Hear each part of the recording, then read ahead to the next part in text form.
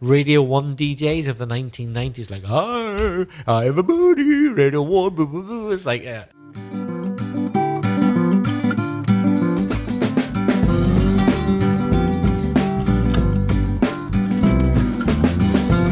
Hello and welcome to episode 111 of Aprender Inglés con Reza y Craig. Hello, I'm Craig. And I'm Reza. And with over 40 years of teaching experience between Reza and I, we are here to help you improve your English and take it to the next level. How are you, Reza? I'm very well, Craig. How are you? Very well, thank you. Feeling good. If you are new to this podcast, you're very welcome. And in this episode, we're going to help you ask for, give, and understand directions. But before that, we have some feedback from Valentina, who's asking about the CAE exam. Hi Reza, hi Greg, I'm Valentina and I want to thank you so much for your work. It's helping me a lot to pass my CAE certificate exam, an advanced exam of English, which is this Saturday. I'm a little bit scared, but I think I can scrape through it. My boyfriend just told me about this podcast and I wanted to thank him as well. And he is a fan of yours. He's going to write together with me an email message to you because he wanted to keep in contact with you. So we are going to write to you, but this was a surprise for him. I hope you will send this recording on your next podcast, and that I can pass my exam. If you want, I can share the mark. A big hug and see you soon, listen to you soon, and see you on the net. Thank you.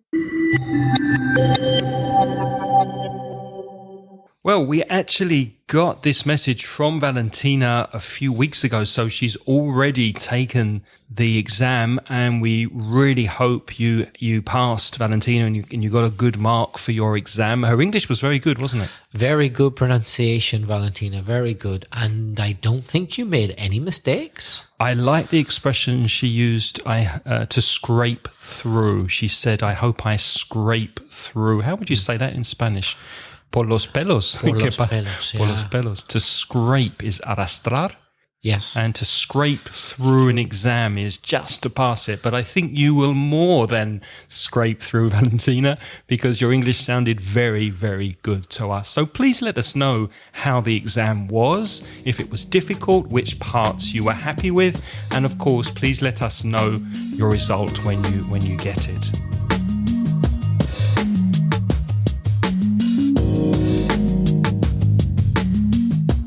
Okay, Craig, what have we got lined up? Lined up for this episode, as we said at the beginning, giving, understanding, asking for directions when you're in the street, when you want to get somewhere, if you need to get to the bank or the nearest restaurant or whatever.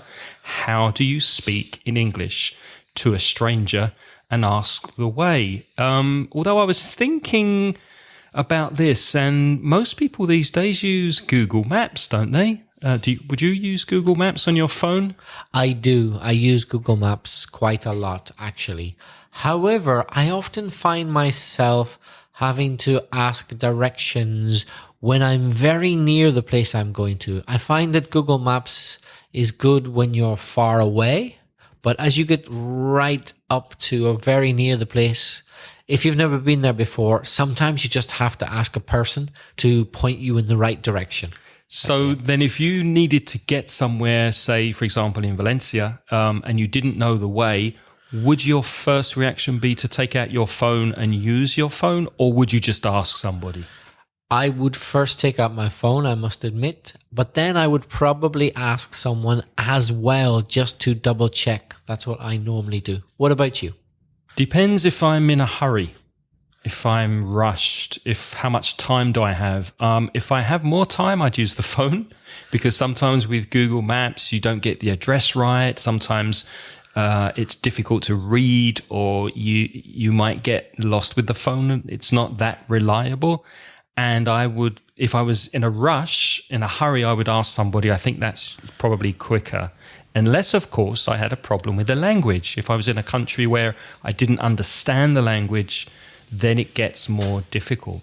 So let's look at some expressions. Let's say, for example, you are in your country and a tourist asks you for directions. It's a good opportunity to practice your English, I think. So, Reza, what kind of questions do you think people might hear in the street from a tourist in English? Well, let's start with a simple one. It could happen in a place like Valencia, where Craig and I spend most of our time. How do I get to the beach? You're here. You're at the... It just so happens we're very near the beach right now. We are near the beach, but there are a lot of tourists here in Valencia at the moment because it's the summer break. So that's a very common question. How do I get to the beach, or where's the beach? And how do I get to? Get to means how do I arrive at? But it's much more typical to say get to. Because it's more informal, isn't it? Yes, yeah. Another popular question, where's the nearest something? So, for example, where's the nearest supermarket? Where's the nearest bank? That's a very common question. When you hear this, you'll probably hear excuse me or sorry before the question. Remember, these questions are direct, so they're not particularly polite. So instead of where's the nearest supermarket, you'll probably hear, excuse me, where's the nearest supermarket, with high intonation? Or excuse me, how do I get to the beach? Another one, can you tell me? So, can you tell me where the train station is? Of course, that is a slightly more complicated version of simply, where is the train station? But it sounds politer, as we mentioned in a previous episode, to use an indirect question. So instead of just saying, where is the train station? If you had the, can you tell me? Then it does sound politer. Yes, it's a little bit more effort, but it's only a second of your time. And we recommend, particularly with someone that you want to be polite to, that you add these little bits like, can you tell me? Or do you know? Or I wonder if you can tell me.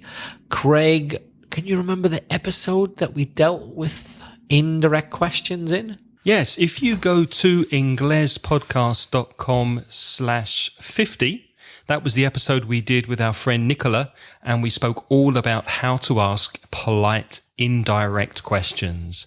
So if you listen to that episode after this one, then you should know exactly how to ask and understand those polite, indirect questions like, do you know where the nearest petrol station is? Notice the intonation, up and down. It's very, very polite to raise and lower the tone, the pitch of your voice, the music, as you're asking the question. Do you know where the nearest petrol station is? Another possibility could be, can you tell me how to get to the post office, please? For example, instead of how do I get to, like how do I get to the beach, our first example, we could add, can you tell me how to get, change it to an infinitive. Can you tell me how to get to the post office, please? Como llegar, how to get to the post office, how to get to the bank. Earlier, Craig said, where is the nearest supermarket? This simple question, but we could make it indirect, more polite by saying, could you tell me where the town hall is, please? For example, or where the supermarket is, or where the nearest supermarket is. So you can add the bit, could you tell me where the town hall is, please? And remember, as we said in episode 50, the verb to be, in this case, is, gets changed, the position gets changed, so it's at the end of the phrase. So where is the town hall changes to, could you tell me where the town hall is? So the is at the end of the phrase. But you'll find more details about the grammar of that in episode 50. Do you remember how to say the place outside the bank, the machine where you get money, the cash money? That's right, if you thought cash machine or ATM. Do you know where I might find a cash machine? Do you know where I might find an ATM? That's quite polite, isn't it? Do you know where I might find? Very polite. Or if you're unlucky, like Craig today, you might have to actually go inside the bank, in which case you might say, I'm looking for a bank. Yeah. Craig, can you tell the listeners your little story? Well, my credit card got hacked recently. Unfortunately, somebody got my credit card details and started buying computer games online. I started getting messages that I've been spending money on computer games, so I had to go to the bank to cancel the credit card. Yeah, although I knew where the bank was, so I didn't have to ask for directions.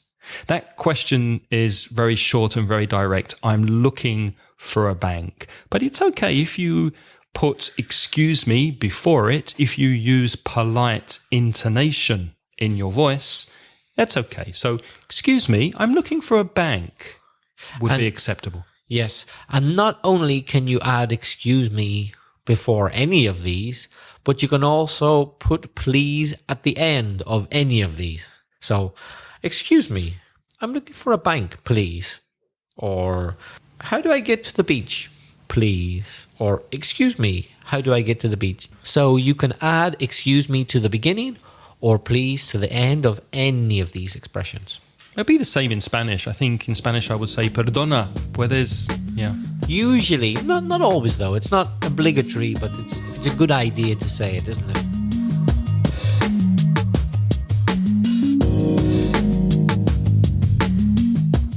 What about this, Reza? Are you from around here? Do you live here? When would you use that?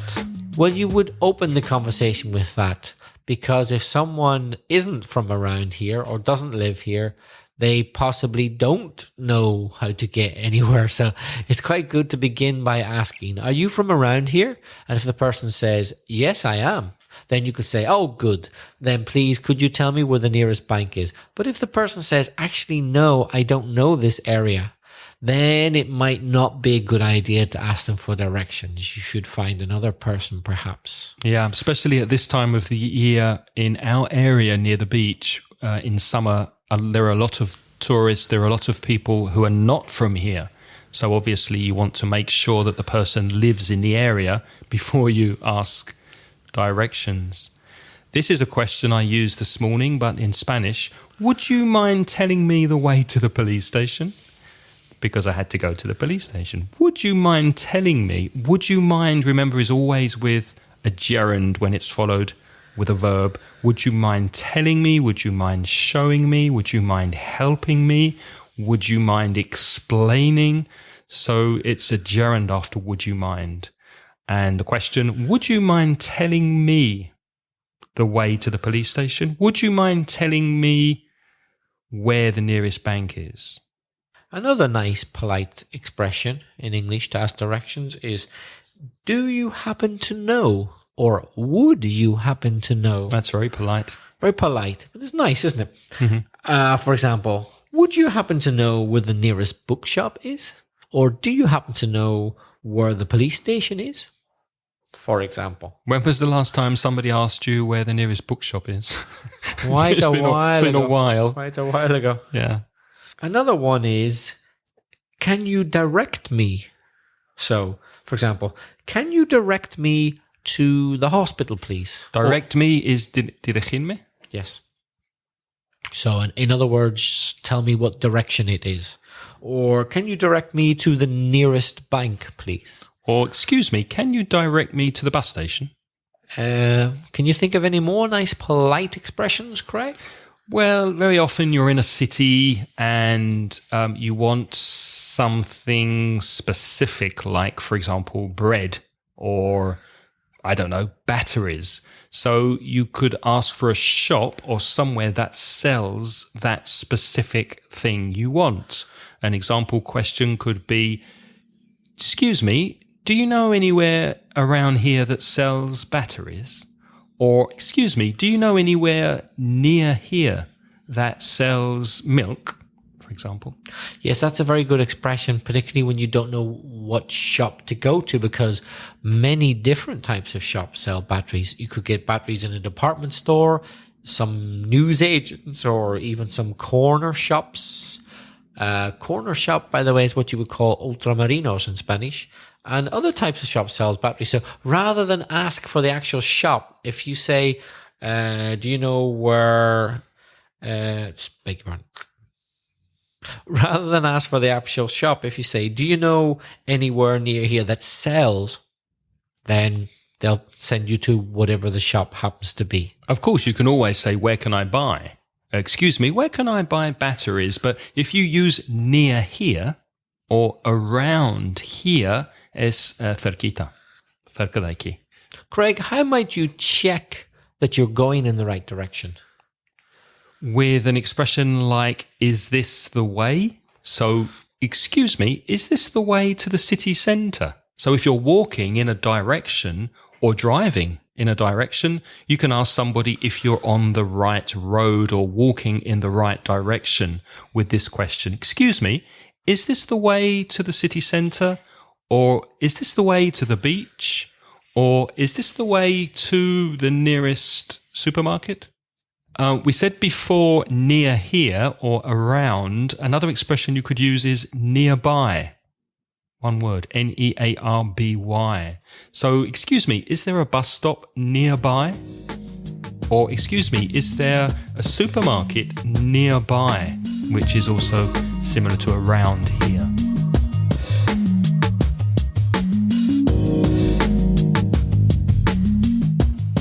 So, Craig, that was asking for directions. Now, what about giving directions? That could happen if you're in a city in your country where tourists happen to be. It's a great opportunity to have a short conversation, to help somebody, and to practice your English with a native speaker. So if I asked you, Reza, excuse me, do you know where I might find a cash machine near here? The easiest way is to go straight down to the end of this road, for example. The easiest way is to... The easiest way, or the quickest way. Más rápido. The quickest way is to go down here, turn left, etc. Or the best way is to, because there might be more than one way, but perhaps the official way, or the way which is marked on the maps, is not the best way for everyone. Exactly. You could use a conditional. If I were you, I'd take a bus. If I were you, I'd go by a taxi. So it's I would contracted to I'd. If I were you, I'd walk down here, take a left. And of course, it depends how you're going to get there. So if I'm driving my car and I stop my car beside someone and I say, excuse me, could you tell me where the nearest post office is? Well, then hopefully the person is going to send me on a route where I can drive because I'm in my car. So one possible answer could be, it depends on whether you're going by car or whether you're driving or on foot walking, because the routes could be different. Very often you can walk down a route that you can't drive along, and vice versa.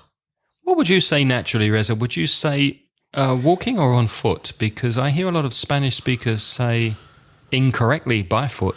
Yes. But would you say on foot or would you say walking? I normally say walking. Me too. But certainly on foot is correct. It's correct. Yeah. If you're walking, then it's about 15 minutes. Yeah. Okay. And then let's talk about some specific directions then. Craig. The meat and potatoes. Meat and potatoes. The real McCoy. McCoy. The real stuff. How would you say in English, Craig? I'd say ha ha ha. Yes. How would you say? We even translate laughter into English. Or getting back to directions, and I will try to speak Spanish if possible, although badly. How would you say in English, girar a la izquierda? Turn left. And then the opposite? Turn right. What's the difference between girar and doblar? Or torcer, I think you can say. Is there a difference? I usually hear in Valencia doblar a la izquierda. Turn left. To be honest, I've never heard torcer. Me neither. Maybe it's from Latin America. I believe it is, which is why we don't hear it so much in Europe. Girar and doblar are common here. Yeah, turn. So we only have one verb, I think. Or you could say take a left, couldn't you? Yeah. Turn left and take a left. I think take a left or take a right sounds more American to me. Yep, exactly. Hey, take a left. You can do it better than me. Take a left. Take a left, take a right. Turn right, turn left. What about sigue hacia adelante or sigue recto? Sigue todo seguido. Go straight ahead. Mm-hmm. But of course, the word go can be used in any context, but you can also say walk straight ahead, drive straight ahead, sail straight ahead, if you were in a boat, whatever the verb happens to be. Straight ahead. Excuse me, how do I get to Mallorca? Well, sail straight ahead until you see an island. What? Straight ahead. Be careful of the spelling of straight. S-T-R-A-I-G-H-T. Straight ahead. Are there any other prepositions that would go together with go when we're speaking about direction? So you can go straight, obviously. Any others? You can go left, you can go right, go through, for example, go through the park. So enter on one side, go through the park. You could go exit on the other. You could go through the town centre. Yes. So that means passing from one side to the other. Mm-hmm. Through, that's T-H-R-O-U-G-H. Pronounced through. Go through the tunnel. You could go up and go down. So go up the hill or go up this street. Yeah. Although they're very confusing words because sometimes up means up and sometimes down means down. And when it's up, it's up. And when it's down, it's down. But sometimes... So why are they confusing? Because sometimes they don't mean up or down. Sometimes they mean nothing. Sometimes on a flat road, you say, go up the road, but you're not actually going up. Not so? Yeah, and I'm always confused with the Americanism uptown and downtown. I don't really get... I mean, city centre is explanatory. It's the centre of the city. But in American English, for city centre, they'd say downtown. Why is it down? Yeah. Why is it downtown? Exactly. In that case, it's the same as go up and down the street. It doesn't actually mean up or down. How would you translate it in English? I was going down the street when I saw a crazy guy. Translate, I was going down the street. Estaba andando por la calle. Yeah, not cuesta abajo. No. So this is my point. Sometimes up, it doesn't mean up. Sometimes down doesn't mean down. We just add it in. But sometimes it does. Sometimes when you say, I was walking up a hill, you mean up a hill, or I was walking down a hill. But sometimes when we say go down a street, in fact, you're not going vertically up or down. It just means along. It's very confusing. So go along is more accurate. I was going along when suddenly... Yeah. But people do say go up and go down. Whether you like it or not, they're going to say it. How would you say está a su derecha or está a su izquierda? For example, when you're showing somebody or explaining to somebody what side of the street something is. It's on your left, it's on your right. Mm-hmm. Or it's to your left, or it's to your right. Or it's on your right-hand side, mano derecha. On your right-hand side, on your left-hand side, you could say. It's on your right, past the traffic lights.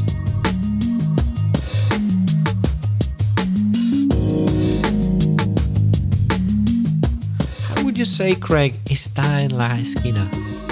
It's on the corner. Preposition on. It's on the corner. The bank's on the corner. So the supermarket is on your left, on the corner. And how would you say está enfrente? For example, está enfrente de la estación. It's opposite the station. It's opposite the train station, or it's opposite the bus station. Or for more exact, you could say, to be more exact, you could say it's right opposite the station. Let's just rewind a little bit to focus on something very important. That was rewind, very high tech. That's just rewinding, yeah. We said, did we not, that it's on and I'm stressing the preposition on. It's on your left-hand side. Está a su izquierda. Ah. Ooh. Oh. Ah. Oh. No, I didn't discover something. I was trying to stress the preposition in Spanish, a. Está a su izquierda. It's on your left. So there it appears that a is translated as on. Muy bien, seguimos. Next one was, it's on the corner. Oh, so is that going to be the word a as well? No, afraid not. Está en la esquina. Never, ever, ever, ever try to look for a fixed translation of a preposition. It doesn't work that way. You kind of have to learn them individually. Yep. The expression is, it's on the corner. When Spanish, it's está en la esquina. And you use the word está a su izquierda, a, and in English we use the word on. So one translation of on is a, another translation of on is en. So it can help you, I think, to try and learn these prepositions together with the verbs or words they are commonly with. For example, to stay on means quedar. Yeah. Or you could say to stay on this road for 10 minutes. So go straight ahead and stay on this road for 2 kilometers, for example. And the bank is opposite the station. Está enfrente de. Opposite the station.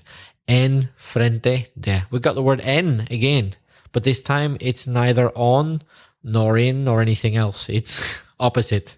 En frente de. Opposite. So prepositions do not have fixed translations. We're going to help you with prepositions in 3 or 4 episodes from now because we've been planning our podcast for the summer.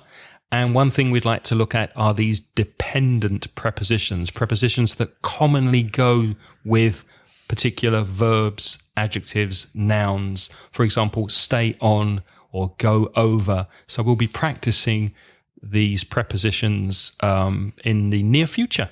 What is go over, Craig? Well, if you go over, it can have 2 or 3. It can have a physical meaning, a literal meaning of go over the bridge. So go over the bridge and turn left. Pasar por el puente. But you can also go over the lights. So you're not actually, no subes por encima. You don't go up in the air and down the other side like a hill or a bridge. But to go over the lights just means pass through the lights. Pase el semáforo. So you could say go over the lights and it's on your left, which just means go through the lights. Yeah. So always be prepared for prepositions to have different translations. Yep. What about, how would you say in English, pase el parque? Go past the park. Go past the park and then it's on your left. So you're not actually going through the park. For example, you can drive through Central Park in New York, but I don't think you can drive through London parks. If I remember, you have to walk through the park or drive around or drive past the park. So these prepositions can be important. Go past the park is you're driving past and the park is on your left or on your right and you pass it. Quite often there are several streets to choose from. So we might say something like, take the first on the right, or take the second on the right, or the third or the fourth, or whatever, or take the fifth on the left. So that those numbers, those ordinal numbers referring to streets, take the first street or take the second street, but we don't actually say street, do we? Or road. We just say take the first, take the second on the left. Yeah. The word street can be left out. Yeah. How do you say in English, continue? Keep going. Go past the park, keep going, then you'll see a gas station or a petrol station. Keep going. Sigue. Continue. I said there continue, or I could have said also siga, from seguir, I believe. I used the usted form there politely. And what if I wanted to be more informal? What if it was a friend of mine?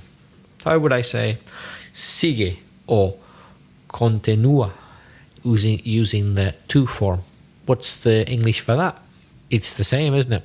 In other words, we don't have a difference in English. Yeah, there's no change. You just say keep going or go straight ahead. Yeah. In Spanish, I find it tricky. I have to decide, now am I going to refer to this person as tú, or usted? If it's tú, I have to say sigue. And if it's usted, I have to say siga. I always get confused with perdone and perdona. Remembering which is usted and which is tú. In English, you don't have this problem. It's all the same. Keep going could be to a more polite usted or a more informal tú. We don't have a difference in English, so that's handy. That's a good thing. Because we're using the imperative. So when you're giving directions, it's important to be polite when you're asking for directions. Excuse me, could you tell me where the nearest bank is? But it isn't necessary to be polite when you're giving instructions and directions. Just use the imperative. Go down this road, turn left, turn right, keep going, straight ahead, it's on your left.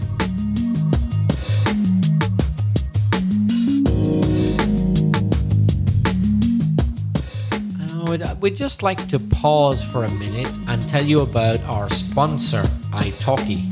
italki is an internet-based company where you can get in touch with teachers of English, or any language in fact, and learn via one-to-one lessons through Skype. So you don't need any fancy equipment except a computer and to have a Skype account. Why would you do that? Well, there are several advantages to using italki. It's very effective because you do exactly what you need to do with your one-to-one teacher. You don't have to do what the class wants. It's one-to-one. The teachers are all native. They're very international people. Many of them are polyglots. They speak more than one language. And you can check their profile to see what experience and qualifications they've got and choose your own teacher. And they all charge different prices according to their experience and what they're offering. But perhaps the most important thing of all is it's very personal and customized. It's very human. There's a human connection. It's just you and your teacher. There's several reasons why Craig and I think that if you're looking for some one-to-one tuition, italki is a great website. And there's a special offer for inglespodcast.com listeners. If you follow our link, go to inglespodcast.com/italki. Yep. If you follow our link to inglespodcast.com/italki and you sign up there, italki will give you 100 free credits, and those credits convert into money. So pretty much that will pay for a lesson for you as your introduction to italki. See if you like it, then carry on. It's as simple as that. We'd like to thank italki for sponsoring our podcast.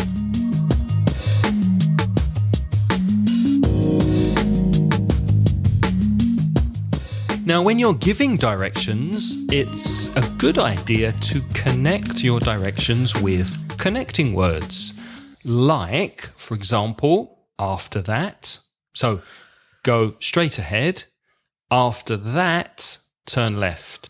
Or before that. So, after that, después, and before, antes. Before that, you'll see, or before that, turn left. Any other connecting words you can think of, Reza? Then and next are common. So you divide things into steps or stages. For example, you could begin by saying, take the first left, then go straight on for about a mile. Or take the first left, next take the second right. Another useful expression, when you get to. For example, when you get to the roundabout, how do you say roundabout? Rotunda. When you get to the roundabout, go left. When you get to the traffic lights, turn right. And finally, so finally or at the end, you'll see the hotel on the left, for for example. So use these connecting words to help stage your instructions and your directions. Can you think of any other useful expressions that people could use? Yes, a very common expression is, for example, it's just around the corner. For example, imagine someone asked me, excuse me, can you tell me where the nearest bank is? I say, yes, it's just around the corner. So they know it's not far to go. Mm-hmm. Or it's not far. No está lejos. It's not far. It's the opposite will be it's a bit of a way, or it's quite far. That's Quite. It's quite far. If you want to be more specific about where something is, you could measure the time. You could say it's about a 10-minute walk, or perhaps a 10-minute drive. Depends on your mode of transport. We're using these compound adjectives. So a walk for 10 minutes is a 10-minute walk, or drive. If you drive for 20 minutes, it's a 20-minute drive. So it's about a 20-minute drive. It's about a 10-minute walk. So it's about 20 minutes on the bus means it's about a 20-minute bus ride. Remember, you can find all of these expressions and vocabulary items on our website at inglespodcast.com/111. Sometimes we use expressions, Craig, to indicate the position of something in relation to another feature or landmark. For example, you'll see a big tree on the left. So you know that when you see that big tree on the left, you're going in the right direction. You're not lost. Or you'll see a red building on the left, or you'll see a petrol station on your left. And that's using the future simple will as the verb to tell somebody what they'll see or what they'll pass, etc. You'll see, or you'll go past. For example, you'll go past a police station. You'll go past a petrol station. Or it's opposite the post office. So you know that if you can see the post office, whatever you're looking for, let's say it's the bank, is opposite. It's opposite the post office. So find the post office, look on the other side of the road, and you got what you're looking for. We said earlier that you can say it's on the corner. Está en la esquina. You can also say it's on a particular street. For example, it's on Oxford Street, or it's on Calle Cavite, for example. Or it's next to. That's al lado. It's next to. It's next to the bank. Or it's opposite. How would you translate it's opposite? Enfrente de? And how would you translate delante de? In front of. Yes, old classic false friends. You think delante de, is that the same as in front of, blah, blah, blah. So in front of is not enfrente de. It's not. It's delante. And enfrente de is opposite. False friends. Mm-hmm. And as we said before, cerca is near, so it's near the bank, or it's around the corner from. So it's just around the corner from the supermarket.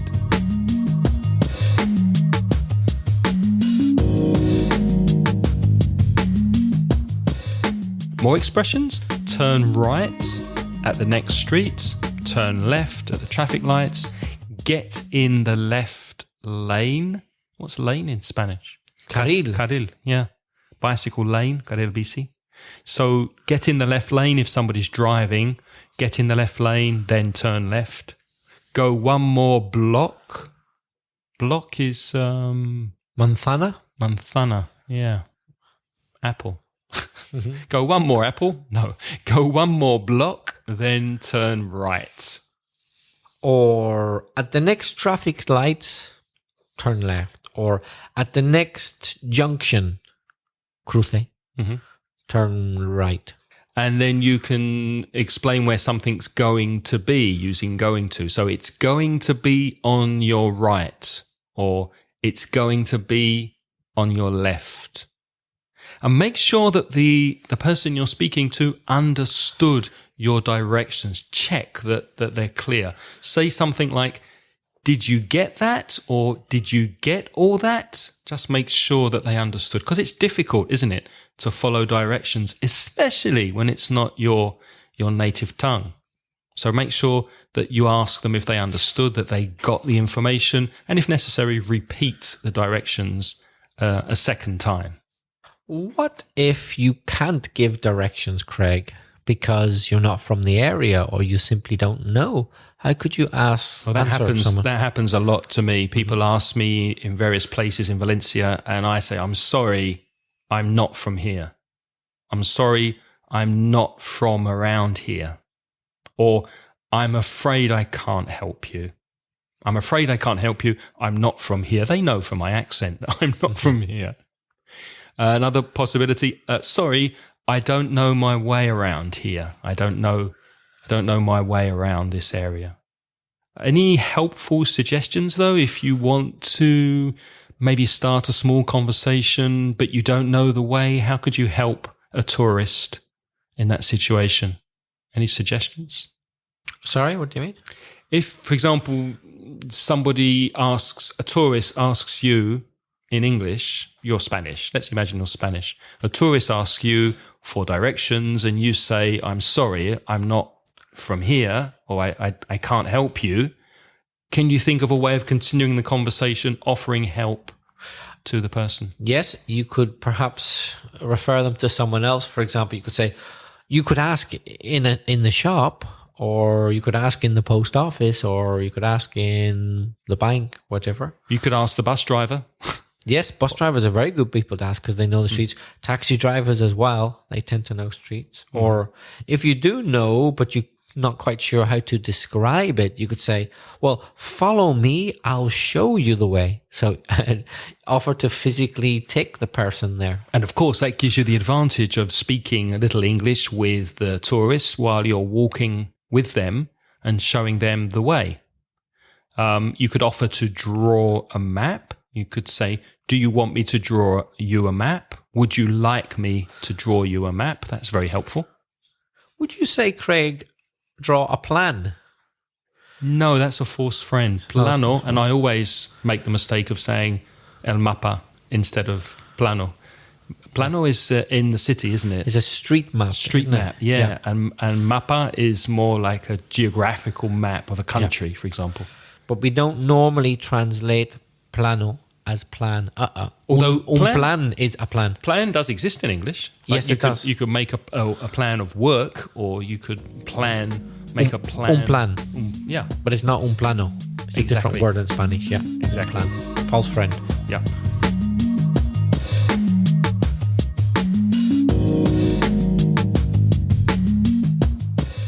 So Reza, let's practice a few of the vocabulary expressions we've been speaking about. We've spoken in the past about a particular Argentinian cafe in your area where you live in Valencia. That's rather good, where they have dulce de leche.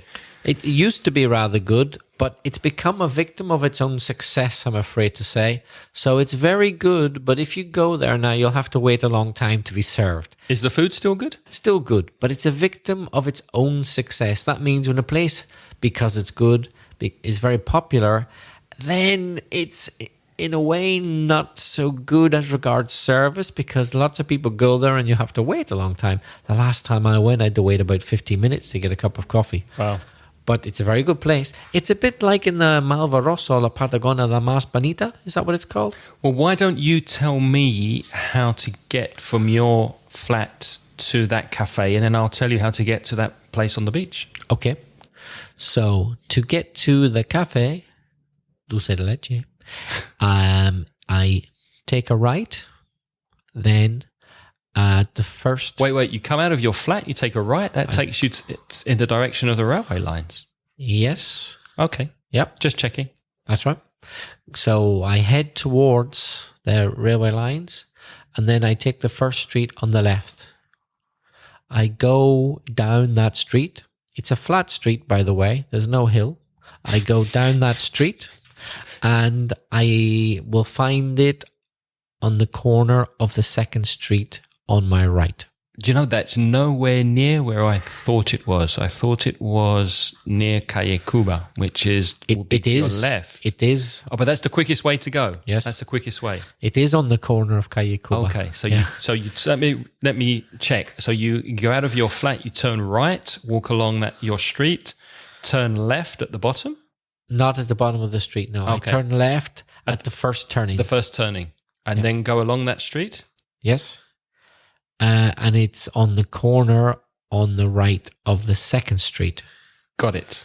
Okay, that's clear. A turning is a place where you can turn. Could be a street or anything. Any place where you can turn crossroads. is a turning. Not necessarily. Doesn't have to be a crossroads. It's anywhere you can turn is a turning.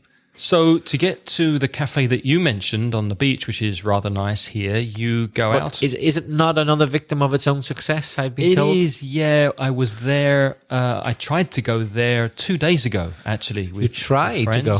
It was really, really busy. There was no table. There's a place where you had to wait to be seated, but nobody came to tell you that how long you would have to wait, or it was too full. So I waited for 5 minutes and left and found somewhere else. It is a lovely place to go to in the morning when it's quiet. It's a nightmare to go there at weekends when it's really, really busy. Yeah. It's just on the beach. So you leave my flat, you turn left, then you take the first on the right and walk in the direction of the beach. Before you get to the beach, turn left, go straight, cross the road, and it's on the left-hand side. Do you pass those little houses on your left? Yes, some of them, but you go along about 2 minutes or less, 1 minute, and it's on the left. It's very, very close. It's a 3 or 4 minute walk from here, no more. Do you know where the nearest petrol station is? I've no idea. Shall I tell you? Please? So if you're driving, and you're parked in this street, you go straight, go past the first road, and then at the traffic lights, turn left, keep going, go across the roundabout, and then it's the first on the right. You'll see it on the right-hand side. How do you get to the train station from your flat? My flat's quite near the train station, so I leave the flat and I turn left. Then I take another left and I go to the end of that street. That's Calle Sueca. Then I take a right. Then I go over the road. I cross the road at the traffic lights. I keep going straight for about 5 minutes. So it's about a 5-minute walk from there. And I will find the train station on my left, opposite the bull ring. Okay, that's all we have time for this week. So we'd love to hear from you. If you'd like to send us a message, a spoken message, go to speakpipe.com. That's speakpipe.com/Ingles podcast. And leave your message on SpeakPipe. Or you can send us an email to me, Craig, at inglespodcast.com. Or to me, Reza, at belfastreza@gmail.com. And before we say goodbye this week, we'd love to thank our sponsors who are sponsoring us on patreon.com/Ingles podcast. Reza, could you tell us who our sponsors are this week? We have 11 lovely sponsors. Yes, they are Lara, Zara, Mamen, Juan, Sara, Corey Finneran from IVNV, Jorge, and Raul, Rafael, Danielle, and Manuel. Thank you very much for sponsoring us, for the possibility very soon, we hope, of providing you with full transcriptions of this podcast. On next week's episode, we're going to speak about the causative passive. That's using have and get when you have or get something done. So join us next week, and until next episode, it's goodbye from me. and it's goodbye from me. The music in this podcast is by Pitts. The track is called See You Later.